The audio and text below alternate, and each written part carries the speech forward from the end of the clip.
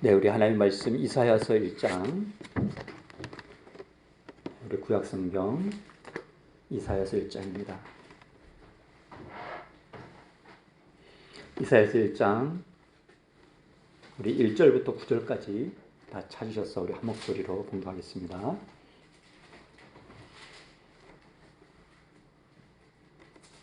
이사야서 1장 1절부터 9절 구약성경입니다. 다 찾으셔서 우리 같이 공부하겠습니다. 네. 1장이요? 1장? 네, 1장. 자, 1절부터 같이 읽습니다. 유다 왕 우시야와 요담과 아하스와 히스기야 시대에 아모스의 아들 이사야가 유다와 예루살렘에 관하여 본 계시라. 하늘이여 들으라, 땅이여 귀를 기울이라. 여호와께서 말씀하시기를 내가 자식을 양육하였거늘 그들이 나를 거역하였도다. 소는 그 임자를 알고 나귀는 그 주인의 구유를 알건만은 이스라엘은 알지 못하고 나의 백성은 깨닫지 못하는도다 하셨도다. 슬프다 범죄한 나라요 허물진 백성이요 행악의 종자요 행위가 부패한 자식이로다. 그들이 여호와를 버리며 이스라엘의 거룩하신 이를 만홀히 여겨 멀리하고 물러갔도다. 너희가 어찌하여 매를 더 맞으려고 폐역을 거듭하느냐. 온 머리는 병들었고 온 마음은 피곤하였으며 발바닥에서 머리까지 성한 곳이 없이 상한 것과 터진 것과 새로 맞은 흔적뿐이거늘 그것을 짜며 싸매며 기름으로 부드럽게 함을 받지 못하였도다. 너희의 땅은 황폐하였고 너희의 성읍들은 불에 탔고 너희의 토지는 너희의 목전에서 이방인에게 삼켜졌으며 이방인에게 파괴됨같이 황폐하였고 딸 시온은 포도원의 망대같이 참외밭의 원두막같이 에워싸인 성읍같이 겨우 남았도다. 만군의 여호와께서 우리를 위하여 생존자를 조금 남겨두지 아니하셨다면 우리가 소돔 같고 고모라 같았으리로다. 아멘. 네, 오늘 우리가 이사야 1장 1절로 9절 말씀 우리가 살펴보도록 하겠습니다. 네, 오늘 이사야서의 첫 등장이 심상치 않죠. 물론 이 이사야서는 이사야 선지자가 기록한 글입니다. 오늘 이 이사야 선지자가 하는 이 글들을 보면 특별히 오늘 이 1절부터 9절까지의 이 말씀 속에서는 이사야 선지자는 자신이 한 말과 또 하나님께서 하신 말씀을 구별하여 이렇게 그 말씀을 우리에게 알려주고 있습니다. 여러분, 선지자는 하나님의 말씀, 하나님의 뜻, 하나님이 하시는 말씀들을 받아서 전해주는 사람입니다. 그러니까 선지자는 자신의 말을 전하는 자들이 아니죠. 물론 선지자들이 자신의 말을 할 때에도 그것은 자기의 생각을 말하는 것이 아니라 성령께서 감동하셔서 주는 하나님의 말씀을 증거하고 있는 겁니다. 이사야 선지자는 지금으로부터 2700년 전의 사람입니다. 예수님 오시기 전에 한 740년에서 680년 살이니까 정말 오래전에 살았던 그런 인물이죠. 오늘 그 오래전에 살았던 이사야 선지자의 그 말씀을 오늘 이렇게 2700년이 지난, 예수님이 오고도 2000년이 지났으니까 예수님이 오시기에 1700년 살았으니까 합쳐서 2700년이라는 긴 세월 속에 묻혀질만도 한데 오래된 사람의 그 말씀을 우리가 오늘 여러분 2700년이면 엄청난 세월의 그 두께가 있잖아요. 수많은 것들이 지금 변했는데 그래도 여전히 우리가 이 말씀을 오늘 붙들 만한 가치가 있을까요?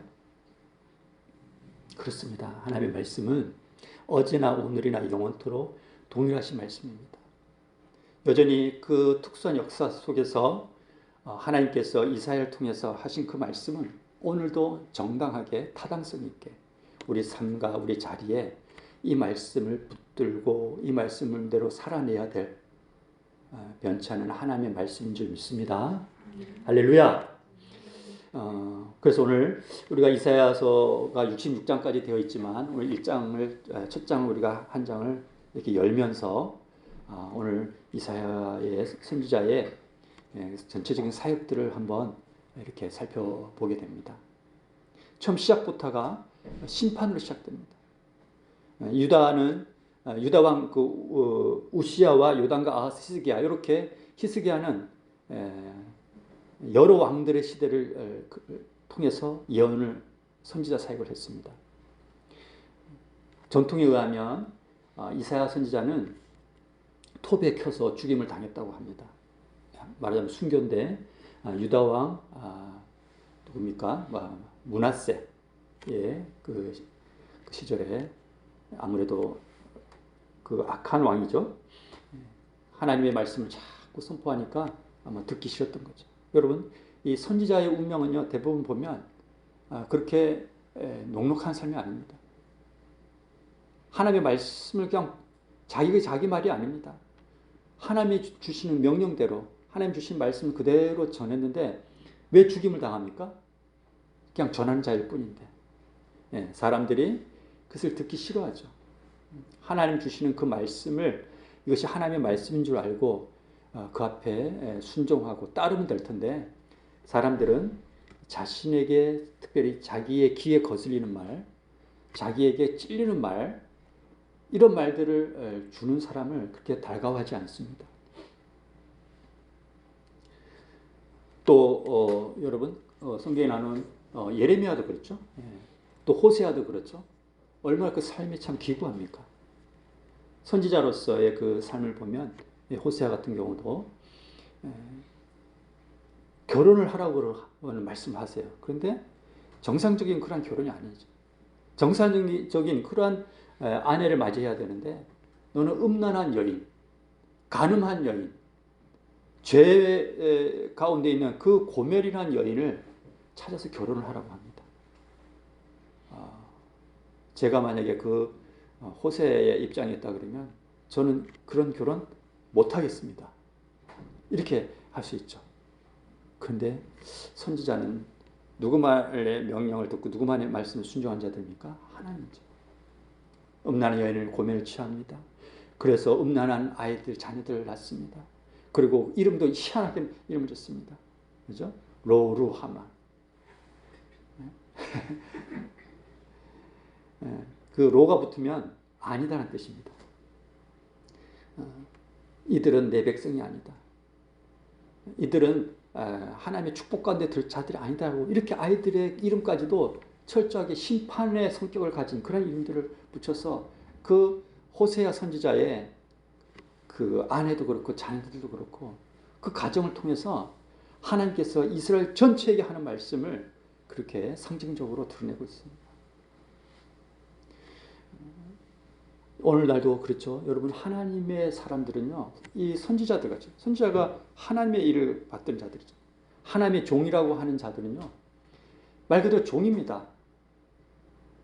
종이란 말은 주인이 있다는 얘기고, 주인의 종은 지금 개념하고 좀 많이 다른데, 초대 교회라든지 그 전에 그 종은 말 그대로 인권이라는 게 없어요.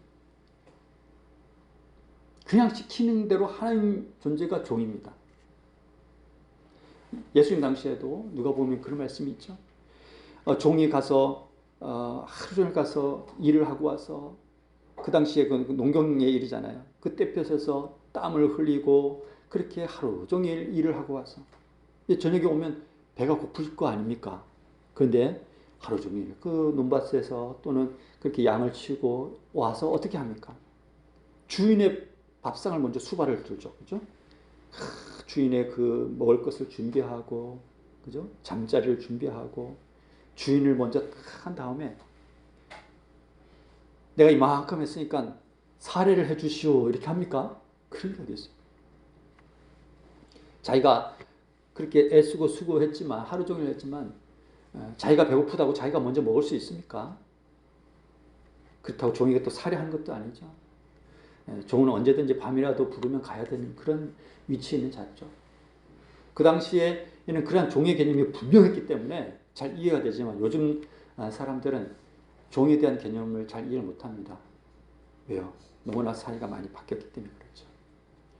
그래서 하나님의 종, 하나님의 사람 이사야 선지자, 오늘날도 하나님의 사람들은 영적으로 하나님 앞에 종이 된다는 건요. 더 이상 나의 어떤 그런 영역, 나의 어떤 그런 것들을 가지고 갈 수가 없는 영역입니다. 그래서 여러분 주의 종이 된다는 것은요. 아무나 주의 종이 될 수가 없습니다. 그러한 각오와 결단이 없이는 그런 어떤 종이 돼서도 자신의 정체성에 대한 하나님 앞에서의 종에 대한 그런 개념이 없으면 가다가다 늘 자꾸 자기를 주장하게 되죠. 자기의 뭔가를 자꾸 요구하게 되죠. 그러나 주의 종이 된다는 것은 그런 게 없죠. 예수님께서 제자들을 부르실 때 어떻게 합니까? 예수님이 그 어부들을 부를 때 나를 따르라 그럽니다. 그러니까 어떻게 합니까? 그 즉시로 따르는 겁니다. 가서 좀 정리 좀 하고 오겠습니다. 가서 부모님하고 좀 가서 인사를 좀 하고 오겠습니다. 뭐 이런 것들이 통하지 않습니다. 그저 주님이 부르시면요. 왜? 그분이 주인이니까. 그분이 우리를 만드신 분이고 그분이 우리의 모든 것을 다스리신 분이고 그분이 모든 것을 이루시는 분이기 때문에 우리는 그분이 말씀하시면 우리 주님이 우리 예수님이 말씀하시면 우리는 그 앞에 그렇게 서야 될 줄 믿습니다. 할렐루야. 오늘날 이러한 것들이 많이 약해졌죠. 자, 이렇게 이사야 선지자는 오늘 1절부터 이제 우리가 이 1장에서 나오는 그 모습들은 하나님의 심판의 말씀을 전하고 있습니다. 하늘과 땅이여 귀를 기울여 들으라. 그러면서 지금 이 이스라엘 백성들이 이 자식을 양육하였거늘 이 이스라엘 백성들을 자식처럼 양육하였지만 지금 그들이 하나님을 거역했다는 겁니다. 짐승만도 못하다 이런 얘기를 하죠. 소는 그 임자를 알고 나귀는 그 주인을 알건만은 이스라엘은 알지 못한다. 얼마나 정말 이 격한 그런 표현입니까? 여러분 짐승들도 그렇게 잘 챙겨주고 그렇게 하면 그 주인을 따릅니다. 저희 집 댕댕이를 보면요. 이 조그만 게 누구를 잘 조주로 따르는 줄 아닙니까? 자기에게 밥을 주고 간식을 주고 또 이것저것 사다가 집을 그걸 편안하게 해주고 옷을 사다 입히고 또 산책을 시켜주고 그렇게 가서 그렇게 막 놀아주고 이런 사람이 우리 집에 있는데 그 사람을 졸졸 따릅니다. 제가 가면요 처음에 와서 한번 누가 왔는지 쳐다보고 가다가 다시 지자리에 가서 다시 엎드리고 안 나와요. 산책을 하러 데리고 나가면 저랑 같이 나가는 사람은 졸졸 따라가는데 저는 잘 안 따라와요. 짐승들도 누가 자기에게 잘해주는지를 알아요. 그래서 그 사람을 잘 따르려고 하는 그 짐승들이 갖고 있는 그런 특성이 있어요. 그런데 오늘 이 이스라엘 백성들 하나님께서 수만 가지 그런 은혜로 그들을 그런 기적으로 오늘 그 이스라엘 백성들을 이끌어 주셨거든요. 그러한 하나님의 은혜와 기적을 경험한 세대, 그러한 이스라엘 백성들이 하나님을 따르지 않습니다. 주님의 마음이 얼마나 아플까요? 그들은 짐승들도 주인의 구유를 알고 소위 임자를 알고 소는 그 임자를 알고 이렇게 하는데 이들은 깨닫지 못하는 그런 자들이 되었습니다. 여러분 깨닫지 못하는 것은 그 마음이 굳어진 거죠. 우리가 잘못된 일을 할 수 있어요. 그죠? 우리가 연약한 인간의 모습도 갖고 있잖아요. 그런데 중요한 것은 그런 잘못된 길로 가는 것에 대해서 깨달음을 갖지 못하는 것, 이거는 정말 엄청난 재앙입니다. 깨달음이 없어요. 내가 뭘 잘못하고 있는지, 내가 무엇이 지금 부족한지, 특별히 하나님 앞에서 내가 지금 어떤 죄 가운데 있는지에 대한, 여기에 대한 깨달음이 없어요. 이것이 문제입니다. 죄를 짓는 것도 문제지만 더 큰 문제는 그 죄가 하나님 앞에 어떻게 계산되어지고 내가 짓는 이 죄가 하나님과 나 사이에 어떤 치명적인 그러한 영향을 주는지에 대한 그러한 것들에 대해서 별로 그렇게 깨달음이 없어요. 오늘 이스라엘 백성들이 하나님을 떠났는데도 깨닫지 못해요. 우리가 하나님을 떠났는지 아니면 하나님 앞에 지금 심판의 자리에서 있는지에 대해 그런 생각이 별로 없다는 겁니다. 그래서 오늘 결론적으로 하나님이 그 하나님을 떠난 이스라엘 백성들 향해서 심판한 내용들이 나오죠. 이들이 매를 맞습니다. 온 머리가 병들고 온 마음이 피곤하고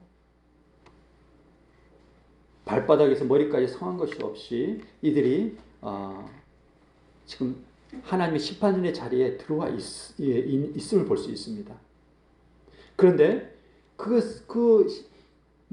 심판의 자리로 머리가 병들고 온 마음이 피곤하고 머리까지 발바닥까지 상한 것이 없어서 상하고 터지고 이렇게 맞은 흔적을 누군가가 싸매줘야 되잖아요. 그 아픈 것을 누군가 치료해줄 의사가 필요하잖아요. 누군가의 돌봄이 필요한 상황에 있는데도 지금 어떻습니까? 아무도 이들을 돌봐주거나 싸매주거나 이들을 치료해주거나 그 아픈 상처를, 그 아픈 마음을 헤어줄 사람이 없는 겁니다. 그조차도 하나님의 심판입니다.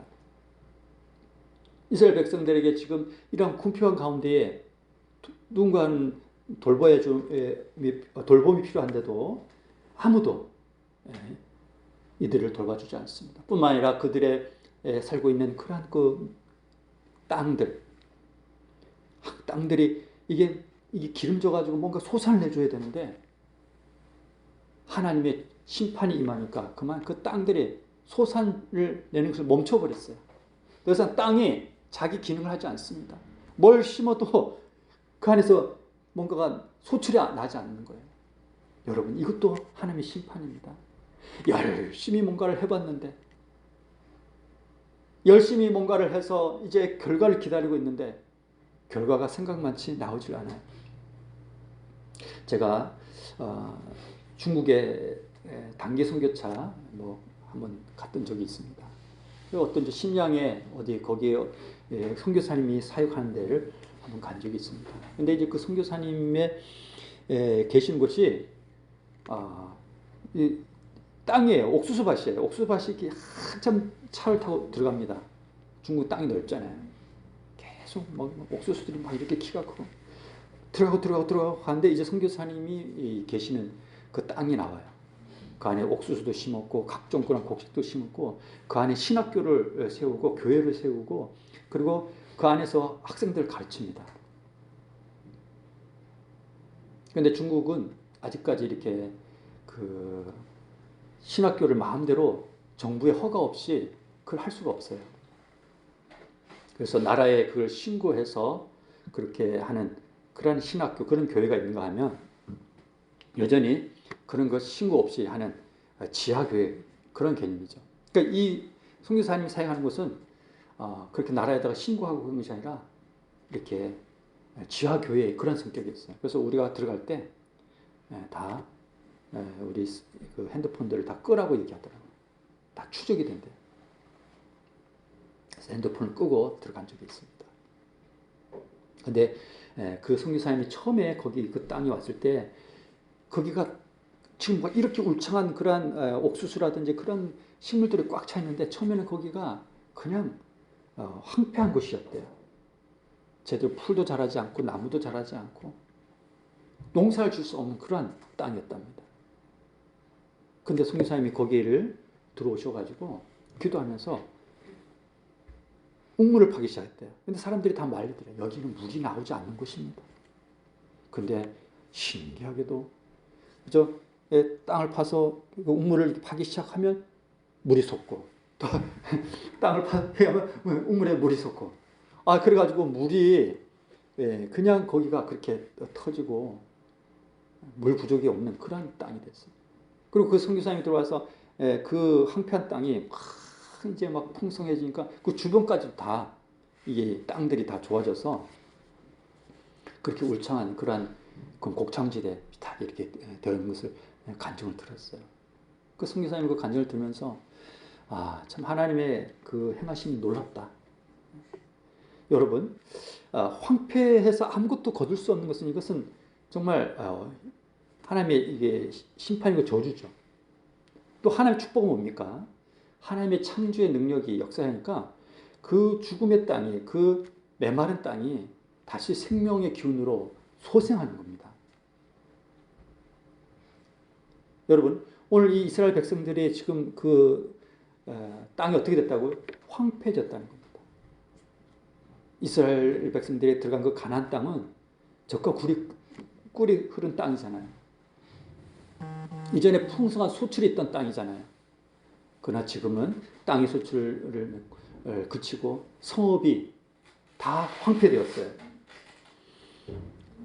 이방인에게 파괴된 같이 다 여기 치고 저기에 치고 그래서 다 완전히 그냥 파괴가 되었습니다. 겨우 여기 보니까 딸 시온은 포도원의 망대같이 참미밭의 원두막같이 에워싸인 성읍같이 겨우 남았도다. 만군의 여호와께서 우리를 위하여 생존자를 조금 남겨두지 아니하였더라면 우리가 소돔 같고 고모라 같았으리로다. 조금 남겨두지 않았더라면, 다시 다른 말로 하면 이들에게 심판 중에도 조금 남겨두시는 하나님의 은혜와 축복을 볼 수가 있습니다. 하나님의 은혜를 긍휼을 베푸시는 것, 심판 중에도 하나님께서 남겨진 자들을 두는 것을 볼 수가 있습니다.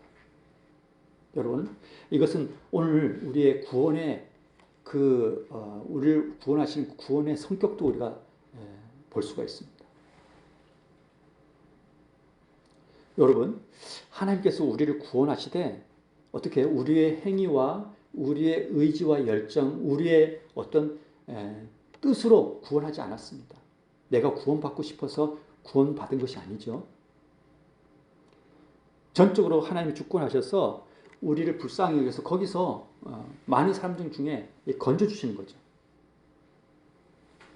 그래서 여러분, 이 구원은 전적인 하나님의 은혜입니다. 오늘 수요일이라 저희는 가서 어제 오늘 전도했습니다. 우리 이광 권사님도 오늘 같이 전도에 동참을 하셨어요. 여기 팀을 나눴습니다. 사람이 많아지니까 두 팀으로 나눴어요. 사람들에게 이제 우리가 전도지를 전하고 전도지를 주면서 복음을 전하고 마스크를 가지고 그들에게 나누면서 그렇게 예수님에 대해서 얘기를 합니다. 그런데 어떤 사람들은 또 이렇게 반응하는 사람들도 있어요. 교회가 어디 있냐고 물어본 사람도 있고 새벽 예배가 있느냐고 물어보는 그런 사람들도 있고 어떤 사람들은 거부하고 됐다고 그렇게 하는 사람도 있습니다. 만약에 전적으로 구원이 하나님의 은혜로 하나님이 하시는 거라면 굳이 우리가 나가서 전도할 필요가 있습니까? 그런 의문점이 생기죠. 여러분, 우리가 가서 전도하는 것도 우리가 기도합니다. 성령님께서 우리의 발걸음을 가게 하고 만날 자를 만나게 하고 우리가 당연히 그 앞에서 해야 될 말을 하게 도와달라고 우리 기도하고 나갑니다. 근데 우리는 잘 모릅니다. 우리의 발걸음을 인도하는 그 사람이 불신자인지 아니면 앞으로 하나님이 택한 자로 구원받을 자인지 우리는 알지 못합니다. 그러나 우리가 가서 그냥 전하는 것뿐이지. 우리가 예수의 그 복음을 전하고 그들이 구원을 받도록 우리는 그렇게 초청할 뿐이지. 실질적으로 하나님이 택하셔서 그들을 구원하는 그 일들은 다 하나님이 하십니다. 그저 우리는 그 자리에 그렇게 전하는 것밖에 우리가 할 수 있는 것이 없어요. 우리가 그들을 구원할 능력도 없습니다. 우리를 그들을 설득한다고 되는 것도 아닙니다. 그래서 여러분, 전도하러 가서 막 설득하려고 하지 않습니다. 우리는 그냥 전해주고 우리 예수님이 바로 왕이시고 주인이시고 우리의 구원자임을 그냥 선포하고 오는 겁니다. 그럴 때에 하나님의 역사가 구원받을 자는 구원받게 하시는 거고 택한 자들은 택하여 하나님이 택감 속에 들어오게 하시는 거고 이 모든 것이 다 그분의 주권과 그분의 그 은혜와 능력 가운데 행하시는 거기 때문에 그래서 우리는 어떻게 합니까? 이렇게 전도를 매주 나가서 하고 하는데 한 사람도 교회에 안 오면 낙심할 수 있습니다. 그렇죠? 그러나 절대로 낙심할 필요 없습니다. 우리가 하는 게 아니에요. 우리는 그저 나가서 전하는 것뿐입니다. 역사는 하나님이 하시고 구원받을 자는 구원받게 하시는 것이 하나님의 일인 줄 믿습니다. 그래서 여러분 전도해서 우리 교회 많이 채워야 되지 이 목적만 가지고 우리가 전도하는 게 아닙니다. 전도는 주인이 종에게 명령하는 하나의 명령입니다. 우리는 그것이 명령이기 때문에 순종하는 거지 우리의 어떤 뭔가의 목적을 채우기 위해서 다시 말해서 우리 교회의 빈자리를 채우고 그렇게 해서 뭔가 교회를 부흥시키기 위해서 그 목적이 주목적이 아닙니다. 하나님의 명령이기 때문에 우리는 마땅히 그 명령을 받들어서 그 복음을 그냥 우리는 그냥 전하고 선포하는 뿐입니다. 이와 같이 이스라엘 백성들에게도 그 진노 중에 하나님께서 다시 회복시킬 것을 말씀합니다. 그래서 이 이사야서는요, 이 이사야 선지자가 하는 이 말씀의 그 메시지를 잘 살펴보면 두 가지로 나타날 수 있습니다. 하나는 심판입니다. 죄에 대해서 심판하시는 것. 두 번째는 다시 회복하시는 거예요. 여러분 하나님은요 무자비하게 심판으로 끝내시는 분이 아닙니다. 하나님의 주 목적이 심판이 아니에요. 하나님은 회복을 목적으로 심판을 하십니다. 자, 오늘 우리가 이제 1절부터 9절까지를 이렇게 보면서 왜 하나님께서 이렇게 이들을 이렇게 진노하시고 그 다음에 이렇게 심판하신지에 대한 내용은 별로 우리가 1절에서 9절 사이에는 그렇게 나열되어 있지 않습니다. 그냥 주님의 그 이스라엘을 향한 그 안타까운 마음과 그들을 심판할 수밖에 없는 그래서 결국은 심판받아 그들이 어떤 모습인지만 드러내고 있죠. 그러나 우리가 10절부터 쭉 그 내용들을 살펴보면 이제 몇 가지를 우리가 좀 알 수가 있습니다.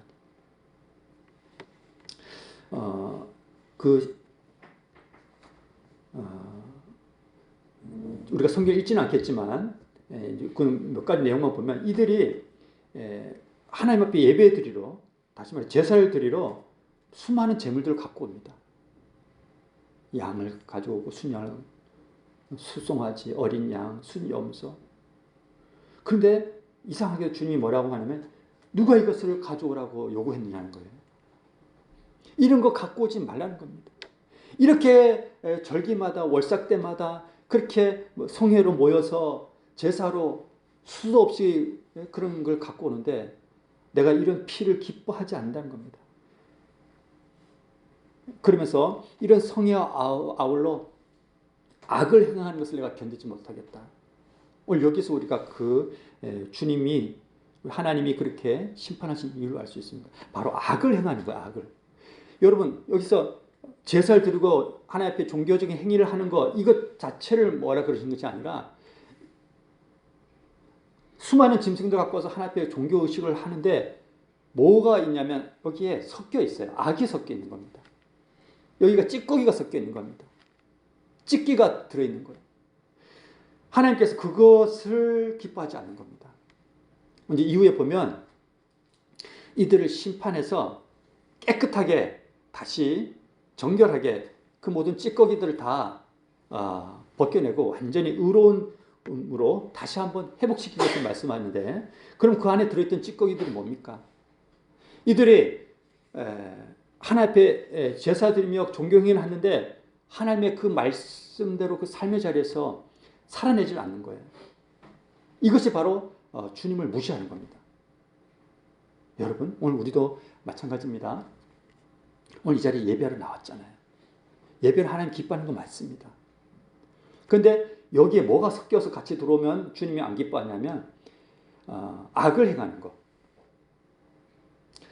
주님의 말씀대로 우리가 들으면서 선을 행하지 않고 의를 행하지 않는 것, 그냥 예배만을 드리러 온 것, 이것을 하나님이 기뻐하지 않는다는 것. 우리가 뭘 고민해야 됩니까?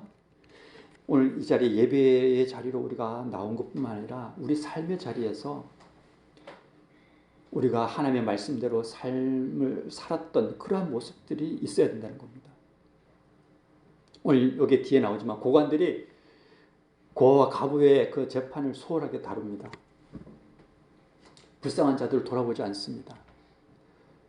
서로 그 손에 피가 가득한, 죄가 가득하고 하나님의 말씀이 행함이 없이 그저 교회만 오면, 기도만 하면, 전도만 하면, 봉사만 하면, 헌금만 하면, 그냥 교회만 가면 나는 하나님이 그냥 눈도장 찍었으니까 나는 괜찮아, 이렇게 습관적으로 신앙생활, 형식적으로 종교적인 모양만 갖고 있었다는 겁니다.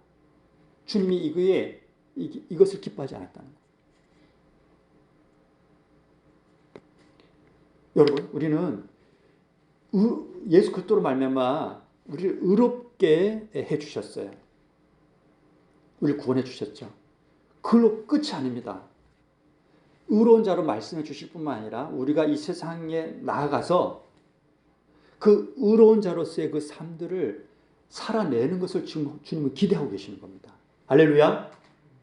우리가 구원받기 전에 의인이 되기 전에 죄악 가운데 있을 때는 의를 행할 만한 그러한 실력이 없어요. 의를 행할 수 있는 능력이 없습니다. 로마서 3장에서는 모든 사람이 죄를 지었으므로 하나님 앞에 심판의 자리에 있다고 얘기합니다. 그 어떤 사람도 의인이 없어요. 한 사람도 없다고 했어요. 이런 우리들을 구원해 주셔서 우리의 구원의 그 목적과 방향이 뭡니까? 이제 구원하게 하여 의롭게 된 우리들이 그 삶의 자리에서 의를 성취하고 의로운 삶을 사는 것을 기뻐하는 거예요. 선행을 베풀고 가난한 자들을 돌아보고 과부와 고아들, 불쌍한 자들, 약한 자들을 돌아보고, 그리고 우리 삶의 자리에서 그렇게 이웃들을 사랑하고 전심으로 그들을 돌아보는 그런 모습들을 갖길 원하는 겁니다. 자기 중심으로 살던 우리들이 이제 그 이웃을 향하여 그들을 돌아보기 시작하는 줄 믿습니다. 이렇게 그러한 삶들로 살아갈 때에 다시 회복되어지고 그 의가 나타나기 시작하고 그 의로운 삶들을 우리가 실천하며 그렇게 살아갈 때에 그것이 하나님께서 받으실 만한 그러한 재물이 받으실 만한 그러한 죄사, 다시 말해서 하나님과의 관계가 회복되는 겁니다. 여러분, 그래서 여러분 오늘 여기 우리가 좀 더 봐야 되지만 다음에 좀 살펴보기로 하고, 기도를 아무리 많이 해도 응답하지 않겠다는 겁니다.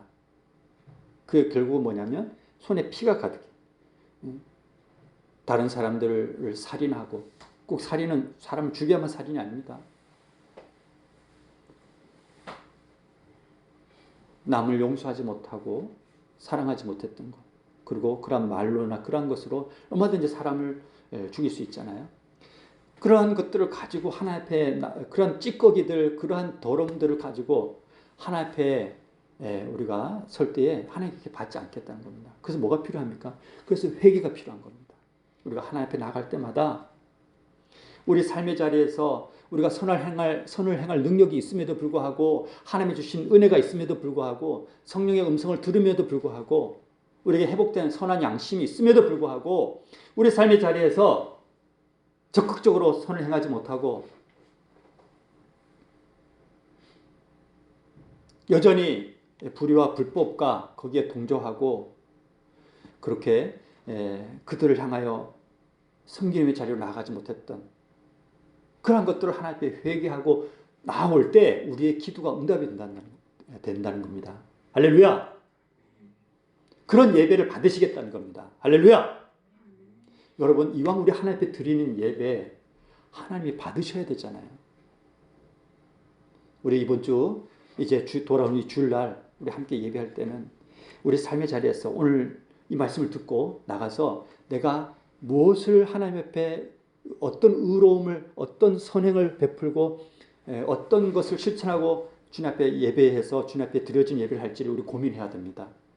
그냥 습관적으로 주일이니까 나오고 수요일이니까 나오고 금요일이니까 나오고 이것이 오늘 이스라엘 백성들하고 똑같다는 겁니다. 무수한 재물을 갖고 와서 오는데 마당만 밟고 간다는 거예요. 예배 자리로 힘들게 나왔는데 주님이 받으신 예배가 아니라 그냥 형식적인 예배를 드리고 간다는 겁니다. 얼마나 안타까운 일입니까? 오늘 우리 회복합시다. 주님이 받으신 예배가 된다면 엄청난 축복, 다시 우리의 삶의 그 모든 그런 주님이 내실 수밖에 없었던 그러한 모든 약하고 공고한 것에서 다시 회복시켜 주시겠다는 겁니다. 밭에 소산을 내게 되고 다시 그러한 성읍들이 다시 활기를 얻게 되고 다시 내 영적으로나 육적으로나 온전해지고 회복되어지고 온몸에 병들고 그렇게 터진 것들을 싸매어 주시고 다시 회복시켜 주시고 다시 그렇게 주님의 그 회복의 역사 속에 우리를 두실 줄 믿습니다. 우리가 하나님을 이렇게 알고 상대해야 됩니다. 요즘 사람들이 이런 얘기를 듣기 싫어합니다. 그냥 하나님이면 날 구원했으면 복 주셔야지 뭘 그렇게 복잡하게 주님 앞에 나가야 됩니까? 뭐 이렇게 얘기할 수 있어요. 그러나 우리가 성경을 보면 어떻습니까? 택한 언약 백성 이스라엘을 할지라도 하나님 앞에 하나님 섬기는 모양은 갖고 있다 할지라도 하나님의 그 말씀에 대한 떨미나 두려움, 경외함이 없이 그 삶의 자리에서 그렇게 사람을 사랑하고 돌보고 이웃을 가난한 자들, 약한 자들을 돌아보지 아니하고 그렇게 판결을 굳게 하고 고아와 가부 이렇게 약한 자들이라고 해서 그렇게 멸시하고 했던 것들을 주님이 다 낱낱이 찾으신 겁니다. 오늘 우리가 이렇게 우리 삶의 자리에서 다시 한번 회복하기를 원합니다. 너무 우리가 여유가 없죠. 우리 자신을 하나를 감당하기도 바쁜 이런 세상을 살아가고 있음에도 불구하고 우리가 좀 이렇게 크게 눈을 떠서 그럼에도 불구하고 우리 이웃을 먼저 보는 겁니다. 소외되고 가난한 자들이 없는지, 약한 자들을 향하여 우리가 뭔가 또 착취하고 있는 건 없는지, 또 그들을 향하여 우리가 마땅히 돌아봐야 될 자를 돌아보고 있는지. 그래서 우리 교회도 앞으로 뭐 고아원이라든지 양로원이라든지 아니면 정말 우리의 손길이 필요한 자들을 향하여 우리 개인적으로도 우리 가정적으로도 교회적으로도 이 사회적으로도 우리 자꾸 그런 점을 향하여 주님의 의로움을 나타내고 주님 되심을 우리가 그 삶 속에서 살다가 주님 앞에 나오는, 그렇게 해서 주님 앞에 예배하는 그런 자들이 되어야 될 줄 믿습니다. 오늘 그렇게 우리가 하나님이 기뻐하는 그런 것도 이번 주 주일날 올 때 꼭 여러분들 하나라도 실천을 하고 오십시오. 기도하면서 하나님, 내가 이건 꼭 하고 오겠습니다. 그리고 그렇게 하지 못했던 것들에 대해서 회개하고, 그럴 때에 엄청난 하나님의 위로와 하나님의 그 은혜와 축복이 오늘 어떻게 우리 가운데 또 역사하는지를 우리가 다 경험하고 주님께 올려드리고 축복합니다. 할렐루야. 기도하겠습니다. 여러분, 하나님의 말씀을 우리가 기억하면서 이스라엘 백성들은 자신의 죄를 깨닫지 못했습니다. 그저 하나님 앞에 예배만 하면 되는 줄 알았어요. 그저 형식적으로 하나님 앞에 얼굴만 보이면, 마당만 밟으면 뭐 하나님이 알아서 해주겠지 했지만 그들은 하나님의 의와 공의를 버렸습니다. 삶의 자리에서 선행을 잃어버리고 말씀들을 실천하는 것을 잃어버렸습니다. 그저 껍데기만 가지고 왔다 갔다 한 그 모습을 오늘 이 말씀을 통해서 우리는 보게 됩니다. 오늘 우리도 이렇게 어느 순간 종교인이 되어지고 껍데기만 왔다 갔다 하는, 하나님 우리 삶의 자리에서 뭘 지금 원하고 있는지를 심각하게 고민하지 않았던 이런 모습들을 우리가 회개하고 하나님 나를 도와주십시오. 우리 간절히 한번 기도하는 시간 갖도록 하겠습니다. 할렐루야. 하나님 감사합니다. 오늘 이렇게 주님 앞에 다시 한번 말씀 가운데 하나님 불러주셔서 감사합니다. 하나님 앞에 여러 가지 종교적인 모습들, 그래서 하나님 목사가 되고 또 권사, 집사 그렇게 성도라고 불림을 받았습니다. 그러나 주님, 이러한 형식적 껍데기인 것으로 주님 앞에 서려고 했던, 그것으로만 만족하려고 했던 우리의 그러한 습관적인 모습들을 주님 앞에 고백합니다. 아버지 하나님, 정말 우리 안에 무엇을 고쳐야 될지 하나님, 우리 앞에 하나님이 주신 것들 가지고 의로움의 자리로 하나님의 의를 나타내고 의로운 자라고 말씀하셨는데 아버지, 그런 의로운 자의 삶을 살아가고 있는지, 아버지 그것을 살기 위해서 몸부림치고 있는지, 하나님 아버지 그렇게 주의 피로 값지고 사셔서 하나님의 그 의로움 가운데 우리를 두셨지만 아버지 하나님, 우리는 여전히 세상의 그러한 것에 물들어서 우리가 마땅히 살아야 될 그 모든 것들을 잃어버리고 있지는 않은지 아버지 하나님 다시 한번 돌아보게 하셔서 주님, 우리가 그 앞에 돌이키며 주의 진리의 말씀을 붙들고 하나님의 공의 앞에 서기를 간절히 소원합니다. 우리 한 사람 한 사람을 주께서 붙잡아 주시고 하늘의 지혜와 명철을 주시고, 그래서 그 삶의 자리에서 우리 하나님의 의로우심과 하나님의 은혜와 하나님의 그 사랑을 드러낼 수 있는